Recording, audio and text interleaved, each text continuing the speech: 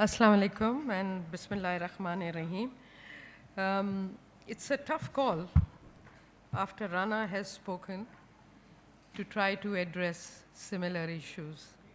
So Rana ne itni exhaustive presentation ki hai that there is no scope for anybody else to talk. And I mean it sincerely. Thank you for your advocacy, your technical leadership. And I'd like to thank ICAP for keeping the mission on ESG burning because it's a tall order in Pakistan. And as I have noted,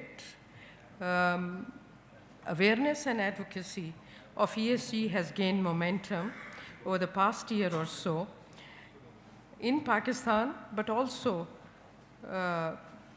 it has extended from corporate sector to regulators. And once the regulators get it, then the corporate sector is going to be in trouble because they will have to comply by the ESG standards.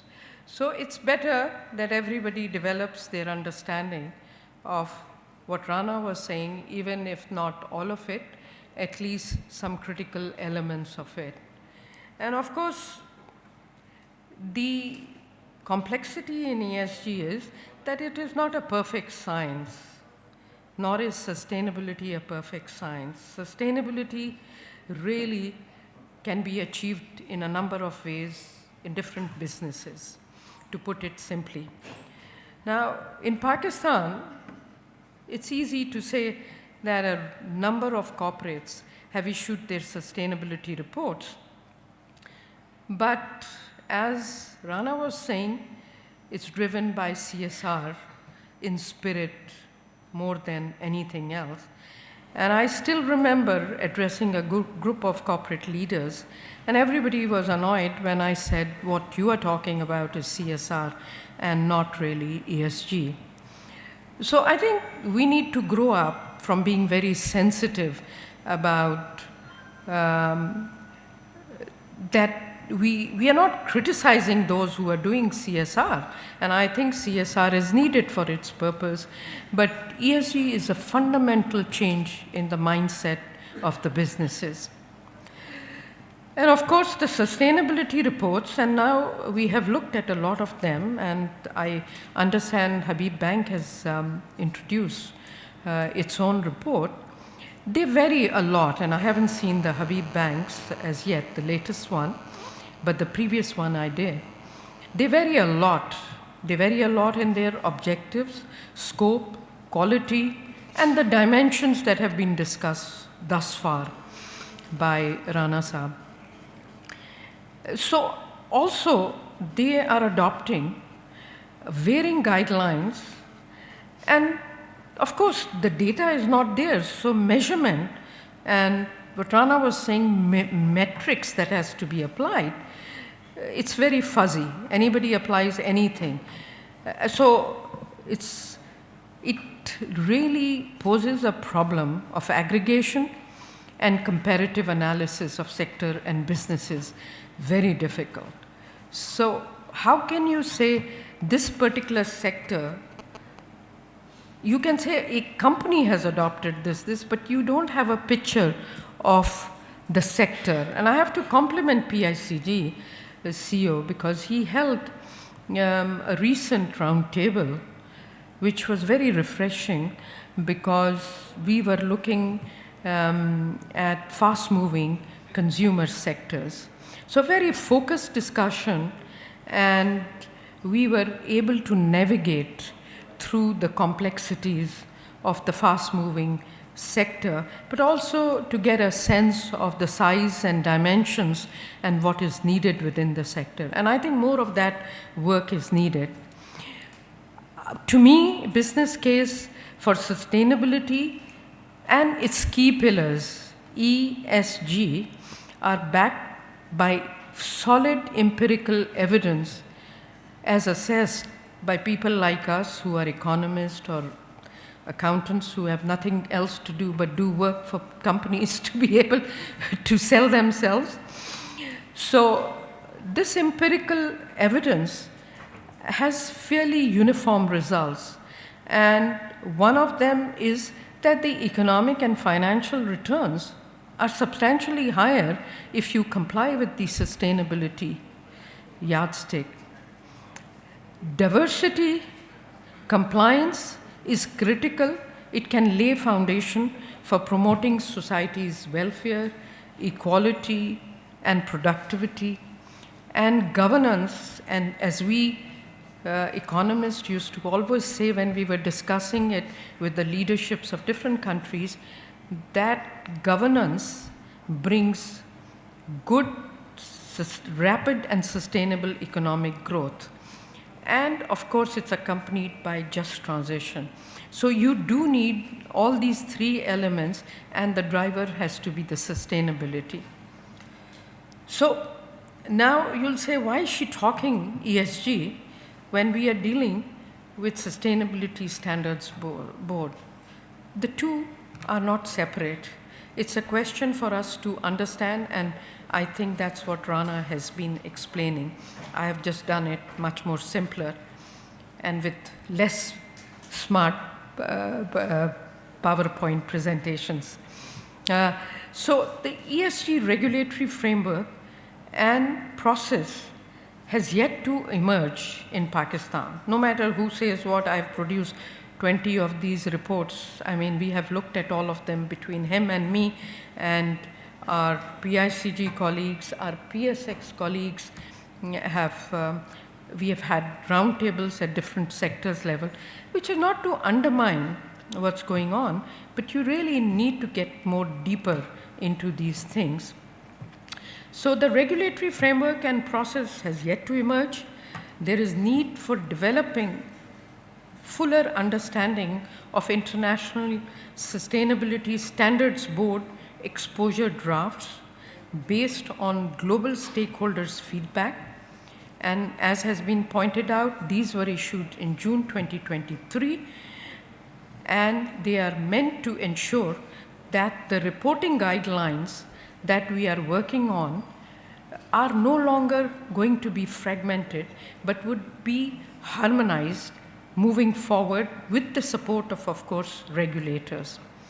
So there's a huge body of the exposures details, and some of them have been presented so well by Rana that I'm not going to go into them. To just say that for the first time, people like us who have been working on sustainability for almost 2 decades or so, if not more, we are very excited because we now have global standards on sustainability reporting. And as was pointed out, we have IFRS S1, which provides a set of disclosure requirements designed to enable companies to communicate to investors about sustainability-related risks and opportunities they face over the short, medium, and long term. That's the gist of IFRS S1, and IFRS S2 sets out the climate-related disclosure and is designed to be used with IFRS S1. So there is an integrated approach, but the beauty of it is that while we had separate reporting guidelines and disclosure standards, should countries move towards this, we will have an integrated, harmonized, and very powerful frameworks and reporting guidelines to move forward. But what is further interesting is that now the sustainability debates move from the environmentalist, the economist, and the business sustainability experts to the accountants. And you know how accountants are, till you get every figure right and every concept and quality right, you're not going to move forward. And I think we couldn't have asked for more. So these guidelines are developed parallel to the international accounting standards under the IFRS Foundation. And a lot has been said, but there are few points that I'd like to highlight. One is to reinforce ISSB, IFRS has consolidated the Value Reporting Foundation, which itself was newly formed following the merger of the Sustainability Accounting Standards Board, SASB.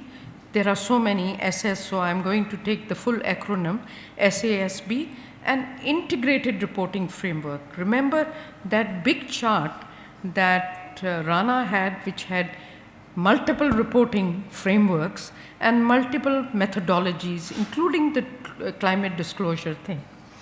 So there is going to be newly formed the Value Reporting Foundation, which itself was new following the merger of Sustainability Accounting Standards Board and Integrated Reporting Framework and the Climate Disclosure Standards Board, which of course draws on the guidance offered by the Task Force on Climate-Related Disclosure, TCFD. As somebody who has been involved in the financial sector, of course, I have been much more deeply involved in the Task Force on the Climate-Related Disclosure of the TSFD. And this is going to be very fundamental, and this will be part and parcel also in what is going to be discussed in terms of the harmonization and consolidation. Basically, all this is to align investors, the banking system, the securities regulator, and the corporates to be under one umbrella. Of course, there will be divergences, but it's really the value proposition that we have to look at. SASB, Sustainability Board, is one of the most popular ESG reporting standard. It is SASB, is what we call them, is one of the most popular ESG reporting standards. It is much broader than just climate and has specific guidance for 77 sectors, as Rana has pointed out. So the announcement that we have seen now implies that the ISSB standards, which will start with climate, then broaden out to other ESG areas, will focus on disclosures that are material to investors. And a lot was said about the materiality. I think this is a very important concept. These decisions that we have to take at the ICAP, because ICAP has had consultation on the IFRS 1 and 2. It has taken the feedback from the professionals and the market. And it basically, to me, is going to be a milestone. They have already fed their thought process to the global accounting bodies. But I have to say, as ICAP emerges further with its deeper understanding and gets involved in soliciting businesses with these companies, it will reshape the ESG reporting, and all the regulators will have to step up to the plate, because then we have to start doing real technical work. It will lead to the much needed conversion of the currently fragmented reporting landscape and all these various disclosure frameworks which were captured very well on one page. And I've talked about that framework earlier, I think here also. So underlying the emerging guidelines, there are few instrumental elements. A lot of them have been covered by Rana, the governance, risk, and so forth. But to me, the fundamental revision and thinking that's required is the conceptual understanding and consideration of materiality. What is material to investors, and the material impact of a company on the environment and society. Again, Rana elaborated this element. The Global Reporting Initiative, the GRI, which some of us understand much better, which is the most popular ESG reporting standard globally, and most of the sustainability reports have actually followed ESG reporting. notably recognize that materiality goes beyond and what is financial material to investor and how it better aligns to the European approach, which is a whole new ball game, but I'm not going to go into that. A point that I'd like to relay here coming from the capital markets dimension is that the good news is the IASCO has now endorsed the standards that we are talking of the IFRS 1 and 2. The positive outcome from IASCO's comprehensive review of the standards sends a strong signal to jurisdictions around the world that ISSB standards are fit for purpose for capital market use. IASCO is calling on its 130 member jurisdictions, capital market authorities that regulate more than 95% of the world's securities market, to consider ways in which they might implement ISSB standards. This support for a comprehensive global baseline of sustainability-related disclosure demonstrates the widespread demand for a consistent understanding of how sustainability factors affect any company's prospects. So, adoption of these standards will ensure that companies provide sustainability-related information alongside financial statements, which is the power of the ICAP and the accounting basis, in the same reporting package, and then relating to both sides of the mirror. It is critical for users and readers of the financial statements to be able to see the financial performance as well as the non-financial but material information related to ESG impacts created by the corporates to achieve the said financial and operational growth. So let me conclude now. As the standards develop and there is more familiarity with these terminologies, which sound quite Greek now to people, and sometimes people say, well, this is too technical for me to understand. I have to say that Musharrat, if nothing else, will have to learn all this completely, like from top down. So as these standards are developed, but of course with the support of ICAP, so that it's not too difficult, to be used in conjunction with any accounting requirements, they also factor in concepts that underpin the IFRS standards, which are required by more than 140 jurisdictions. So the standards have been designed with the aim to be suitable for application around the world, creating a truly global baseline, and will enable comparability among the performance of the companies across the world. So why am I emphasizing this? I'm not sitting in Pakistan only. I mean, I've been on the global scene, and I can tell you, when we go to UNFCCC, when we go to COP 2021, and there will be another COP, people are looking for global movements. People are not looking for little move here and there. So we have to go big.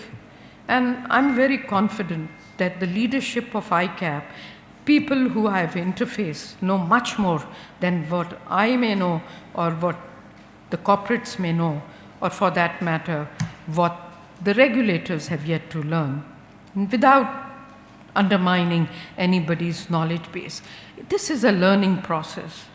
And like yourself, I'm learning. It's not as if I have an authority on this subject. I can only claim as an economist, knowing sustainability and lack of sustainability, how to measure the emissions, how to get gender diversity right, how to get governance right. But getting into all this stuff of the accountants, I'd like Rana to mix up the blend of the accountants and the materiality of the others. So he is there to give you training, all of you. He's been involved on the PSX platform in the task force of the PSX and PICG, and we have benefited from some of his work. Okay, so now that IFRS S1 and S2 are here, the question is, are we ready for the adoption of these standards? Absolutely not. Do we have enough data in the right form and manner to present and disclose? Absolutely not. Do we have the resources to perform these tasks and report accordingly? We are a long way. So how do we go about it? We have to really look around the world. Nigeria has moved on it. Please go and look at the website of what Nigeria is doing, the first African country to do so. Let's say that we could, if not follow Nigeria, Asia is full of the advancements. ASEAN has standardized its requirements on this frontier. Various companies in different jurisdictions have called on governments to implement these standards. So it's not the government or the regulator pushing. There is a demand from the ground that's coming. And these companies are saying we will be able to do it by 2025, and the reporting would begin by 2026. Don't know whether that will be possible or not, but some of the notable countries such as Japan and Hong Kong have already expressed their plans to align their mandatory reporting requirements with the SDS. Singapore has announced that it will apply ISSB, climate-related reporting standards, from 2025. When I talk about these things, sometimes I get a very cynical response that we are not Singapore, we are not ASEAN, so what are we? Is my question.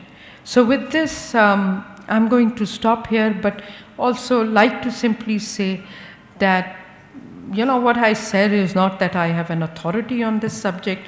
My job is to advocate this because I'm on the PSX board, I'm on the PICG board, and we are positioning ourselves to make the companies understand this is where the world is moving. If you don't move, you're not going to export your goods. If you're not going to move, your productivity will not be enhanced. So if you want to be a laggard, by all means, but this country is falling behind on a number of things. So some of us have this missionary job to talk about it, but it's my conviction and commitment on the topic. I don't get paid for any of this work. All the best to you.